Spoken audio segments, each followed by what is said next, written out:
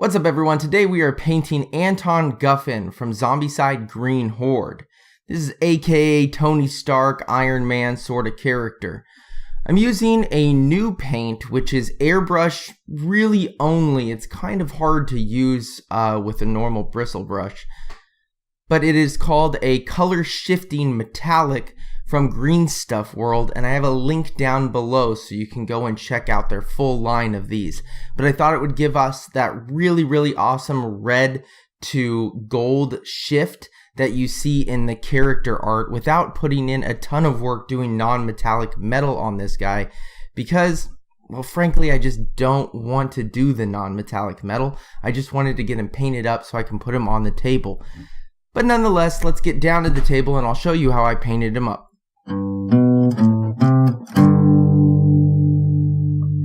Alright, so we're starting off with an all black gloss prime, which is a pretty important part of getting this color shifting metallic to actually work, is that it needs to have a black glossy base. So here it is, that is the Green Stuff World color shifting metallic, and I used burning gold, which is a red to gold transition. And I thought that would be really good to give us that Iron Man look. And so as you can also see, I did not paint the mace that he's holding with the black, because I wanted to make sure that that gets its own color, and starting off with white will make it a little bit easier. But I'm going to go ahead and cover the entire model, and I'm starting off really slow with the airbrush. You can paint this on, but the point is that you need to get it really thin, and you can already see some of that gold on there, and it's starting to, you know, reflect the light. That comes pretty quickly.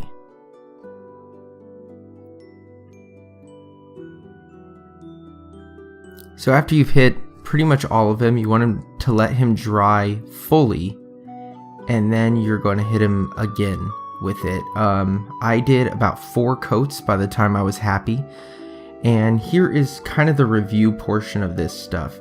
I think that it works pretty well. It isn't perfect though, and I think that, I mean, growing up seeing color shifting paints on cars, they just never quite look right.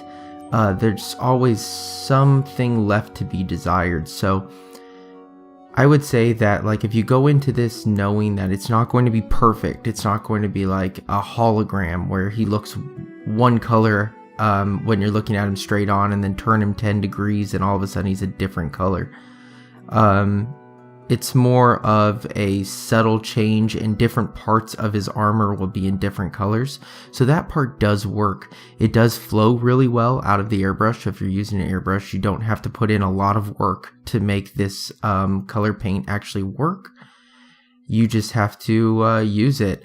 I then tried to brush it on in some areas, and it became really thick. So you have to pay a lot of attention to making sure that you thin it when you use a brush. But overall, I would say that this stuff is definitely easy to use. It's definitely does what it says it does. You just need to have your expectations at the right level. And overall, I think you'll be happy with this as a metallic substitute of the normal bases of like gold, silver, steel, or whatnot. This will give you some other options, so I'd recommend it. So here he is, and you can see that, like, in one light, he's pretty much pure gold.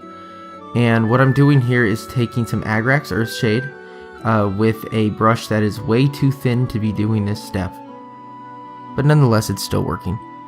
And I'm using the Agrax Earthshade to darken down the metal and give it a little bit of some texture, and making sure to pick out the fact that this metal is layered.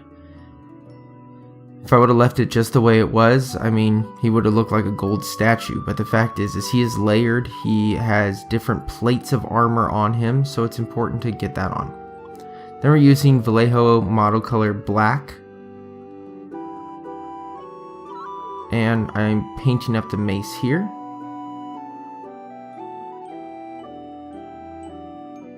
And that is a really shiny brush, but that's okay. So just go about halfway up, and then I'm using Scarlet Red from Vallejo, and I'm going to paint the rest of the mace.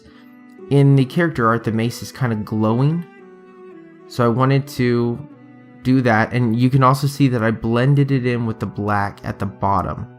I just did a simple wet blend, and then after the little bump, I switched to flat red.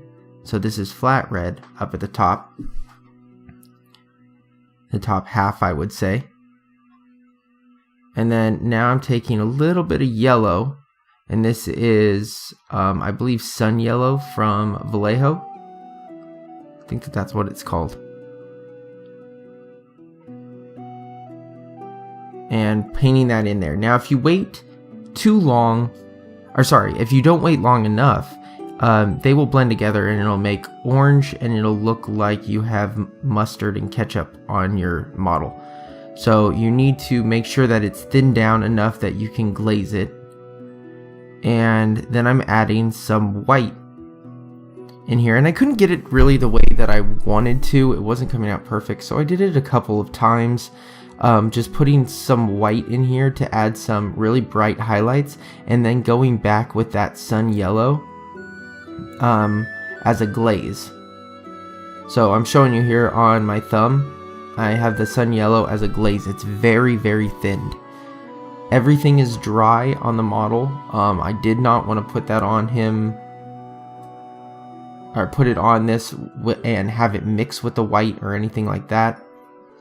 So now I'm brushing on this glaze of yellow over the white, and that pretty much captured what I was looking for. I wanted it to be glowing, but I didn't want it to be on fire, because that's not the point.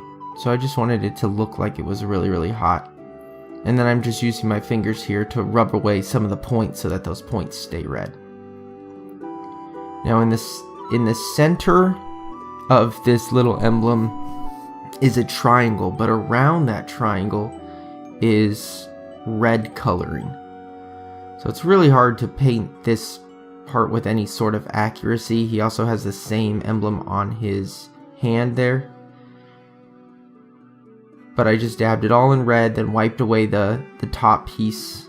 And then I'm coming back with that sun yellow and painting the emblem. Because even though it sort of looks like the gold on camera, after about 3 or 4 layers of that yellow, it definitely took on a color of its own. Here I'm going back to black and putting this on all of the separating lines between the plates of metal. This is the only part that takes a long time on this model. For the most part, it is a very, very quick paint job to get it to look pretty cool. This part here will take you a while, especially if you want to do it with any level of accuracy.